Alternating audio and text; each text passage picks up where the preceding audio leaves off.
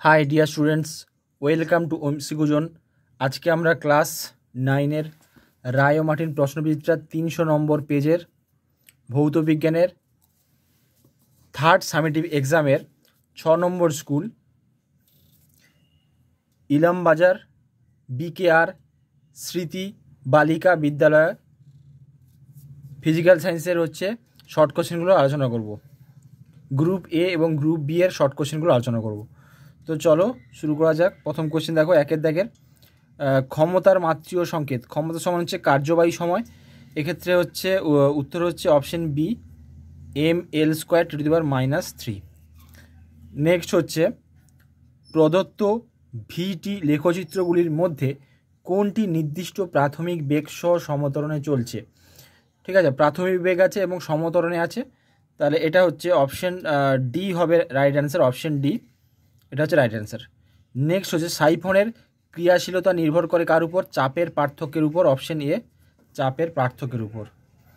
এবার next page, পরের পেজের কোশ্চেন দেখো কি আছে পরের পেজের কোশ্চেন। একটি বাঁকানো ধনুকে যে শক্তি থাকে তা হলো স্থিতিস্থাপক স্থিতিশক্তি। বাঁকানো ধনুকে কোন শক্তি থাকে? স্থিতিস্থাপক স্থিতিশক্তি। অপশন ডি স্থিতিস্থাপক স্থিতিশক্তি। নেক্সট 0 থেকে 4 ডিগ্রি সেলসিয়াস তাপমাত্রার মধ্যে জলের আয়তন কি কমে যায়।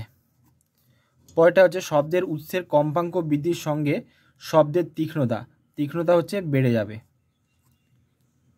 পরেরটা দেখো, রাদারফোর্ডের আলফা কণা বিচ্ছুরণ পরীক্ষা থেকে প্রথম জানা যায় যে পরমাণুতে নিউক্লিয়াস আছে। এই পরীক্ষা থেকে আমরা জানতে পারি যে রাদারফোর্ডের আলফা কণা বিচ্ছুরণের ক্ষেত্রে নিউক্লিয়াস বর্তমান, সেটা জানা যায়।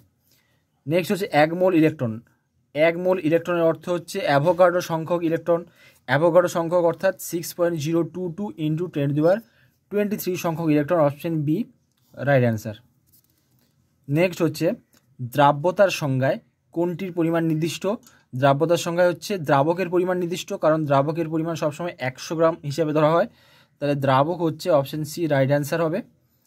পরেরটা, অ্যাসিড ও ক্ষার উভয়ের সঙ্গে বিক্রিয়া করে হাইড্রোজেন গ্যাস উৎপন্ন করে এমন একটি ধাতু কোনটা? জিঙ্ক হবে। নেক্সট, প্রদত্ত লবণগুলির মধ্যে কোনটি আম্লিক লবণ বা অ্যাসিডিক লবণ? সেটা NaHSO4 NaHSO4। নেক্সট বায়ুর গ্যাসীয় উপাদান পৃথকীকরণে যে পদ্ধতি অবলম্বন করা হয় তা আংশিক পাতন পদ্ধতি। পরেরটা কলিফর্ম কাউন্ট।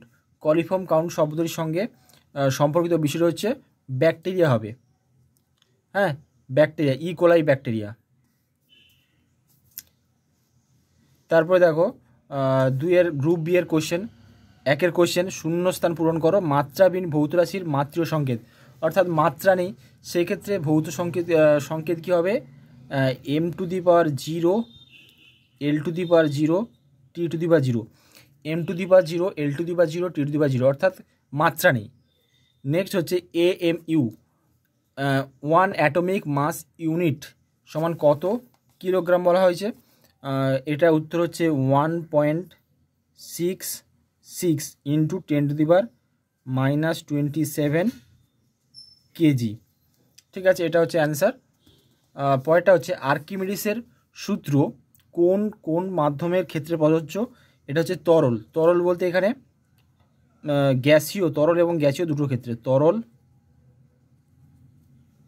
ও গ্যাসীয় দুটো ক্ষেত্রে কিন্তু আর্কিমিডিসের যে সূত্রটা সেটা কিন্তু দুটো ক্ষেত্রেই প্রযোজ্য, অ্যাপ্লিকেবল। পরেরটা ইউ প্রাথমিক বেগ, এ সমবন্ধনে গতিশীল কোনো কণা টি সময় কত দূরত্ব অতিক্রম করে? এটা দেখো সূত্র থেকে দেওয়া হয়েছে এস সমান UT প্লাস ½ AT²।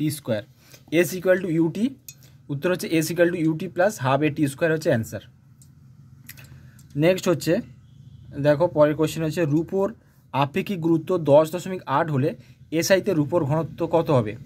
ঠিক আছে, তাহলে রূপোর ঘনত্ব কত এটা দেখো ছোট্ট একটা অঙ্ক, কীভাবে লিখবে তোমরা দেখে নাও। রূপোর ঘনত্ব সমান আপেক্ষিক গুরুত্ব গুণ আপেক্ষিক গুরুত্ব গুণ 1000। ঠিক আছে, আপেক্ষিক গুরুত্ব গুণ 1000।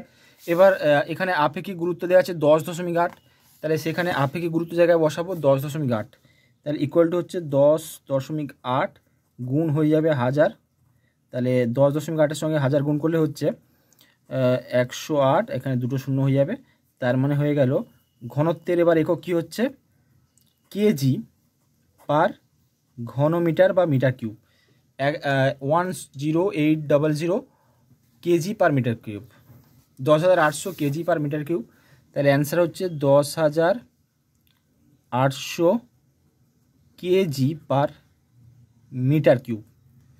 পরেরটা সত্য ও মিথ্যা লেখো। ইস্পাত ও রবারের মধ্যে ইস্পাত বেশি স্থিতিস্থাপক, এটা হচ্ছে ইস্পাত বেশি স্থিতিস্থাপক হবে, এটা সত্য হবে। ঠিক আছে, পরেরটা প্রান্তীয় বেগের মান তরলের ঘনত্বের উপর কীভাবে নির্ভরশীল, এটা হচ্ছে ঘনত্বের বর্গমূলের সঙ্গে সমানুপাতিক, ঘনত্বের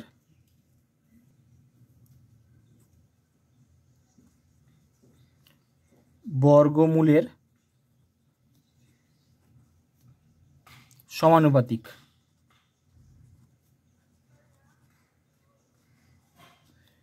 পরেরটা ক্ষমতার ব্যবহারিক কি, এটা সবাই জানো ওয়াট হচ্ছে, এটা হচ্ছে ওয়াট, ক্ষমতার ব্যবহারিক হচ্ছে ওয়াট। পরেরটা কোনো গতিশীল বস্তুর ভরবেগ পি ও গতিশক্তি ই হলে বস্তুটির ভর কত, এখানে দেখো সূত্র আমরা জানি কি যে পি স্কোয়ার ভরবেগের square equal to 2mE, P square equal to 2mE, তাহলে এম কী হবে, মাস কী হবে, তাহলে হচ্ছে এম কত হবে, এখান থেকে এম ইকুয়াল টু হচ্ছে পি স্কোয়ার বাই 2E। ঠিক আছে, এই 2টা এখানে ভাগ হয়ে যাবে, তাহলে পি স্কোয়ার বাই 2E হচ্ছে অ্যান্সার। তাহলে এটা উত্তর হচ্ছে ভর হবে এম সমান হচ্ছে পি স্কোয়ার বাই 2E। পরেরটা কোনো গতিশীল বস্তুর বেগ দ্বিগুণ করা হলে তার গতিশক্তি কত হবে, এটা হচ্ছে কত হবে 4 গুণ হয়ে যাবে। ঠিক আছে, এটা হচ্ছে 4 গুণ হবে। পরেরটা 0 ডিগ্রি সেলসিয়াস উষ্ণতায় 1 গ্রাম জল থেকে 80 ক্যালোরি তাপ বের করলে চূড়ান্ত তাপমাত্রা কত হবে, চূড়ান্ত তাপমাত্রা জলের লিনতাপ হচ্ছে বরফ গলার লিনতাপ হচ্ছে 80 ক্যালোরি, এখানে 80 ক্যালোরি বের করলে 0 ডিগ্রি সেলসিয়াসই থাকবে। নেক্সট হচ্ছে আপেক্ষিক আর্দ্রতার একক কি, আপেক্ষিক আর্দ্রতার কোনো একক নেই, তাহলে বলতে পারি এককবিহীন বা এককহীন, এককবিহীন। পরেরটা দুটি শব্দ তরঙ্গের কম্পাঙ্ক ভিন্ন, এদের মধ্যে কোনটি তরঙ্গদৈর্ঘ্য বেশি, আমরা জানি কি দেখো এখানে যে V equal to N lambda,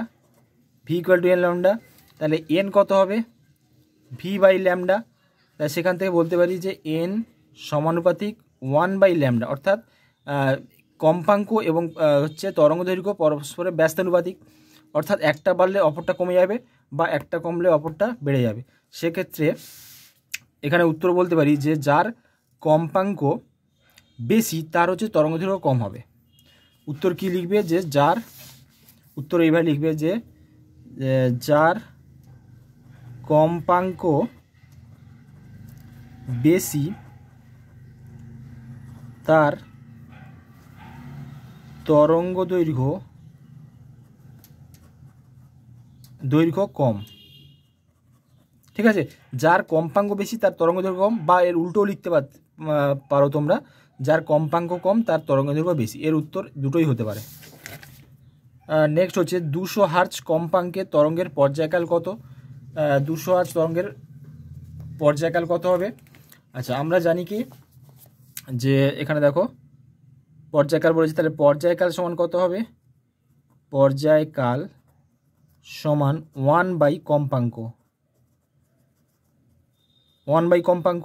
সেক্ষেত্রে কম্পাঙ্ক দেওয়া আছে 200 হার্জ, তাহলে কম্পাঙ্কে বসিয়ে দিলাম 200 হার্জ, 1/200 আছে, তাহলে এবার উপর নিচে আমরা যদি এখানে উপর নিচে আমরা যদি 1000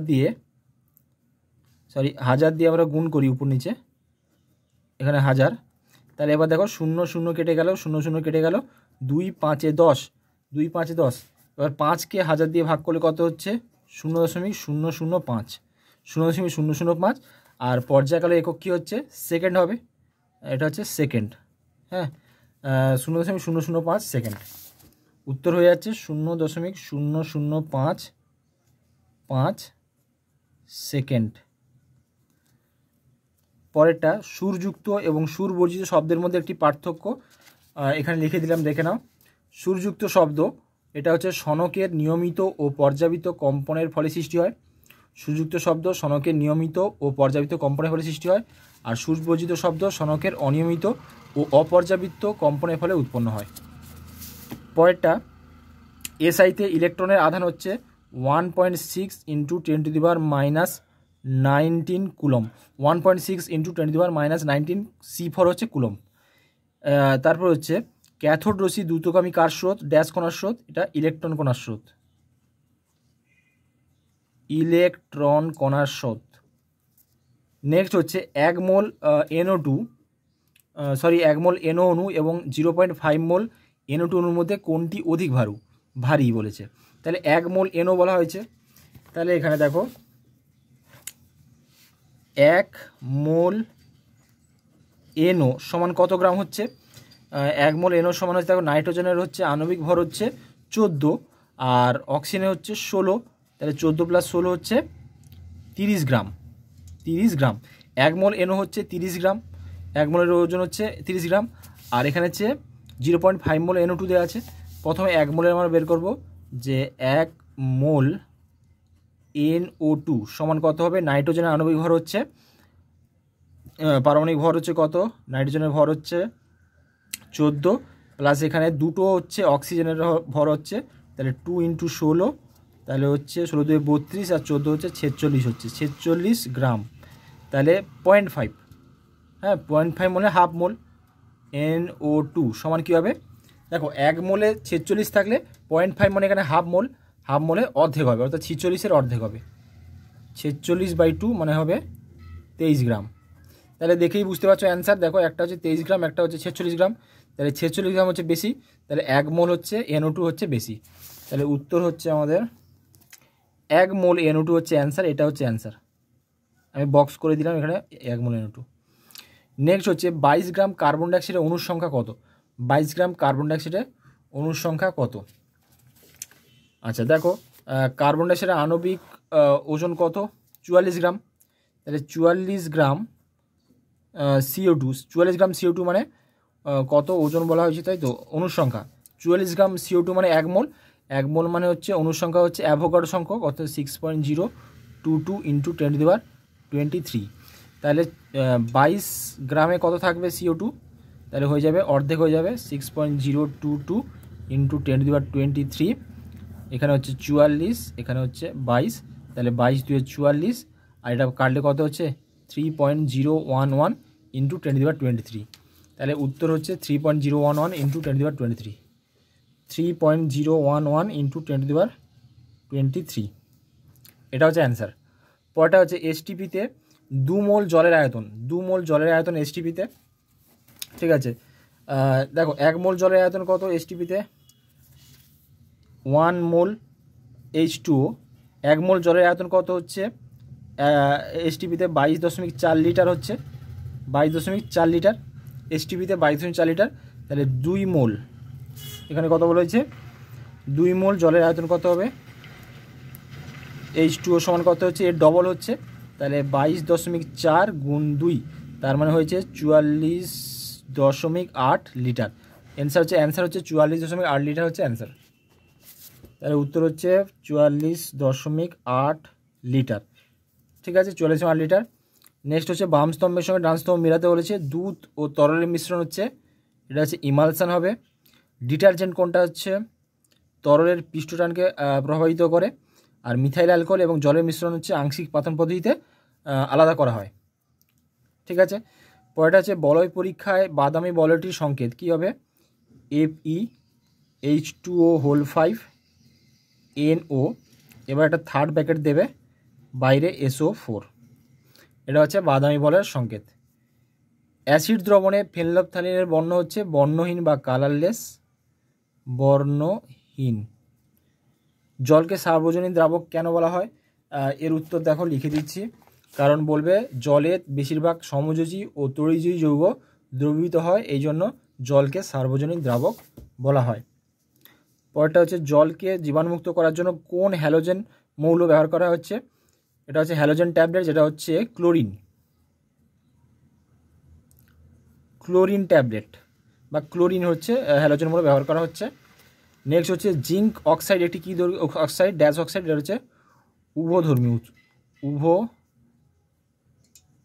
উভধর্মী অক্সাইড। Thank you.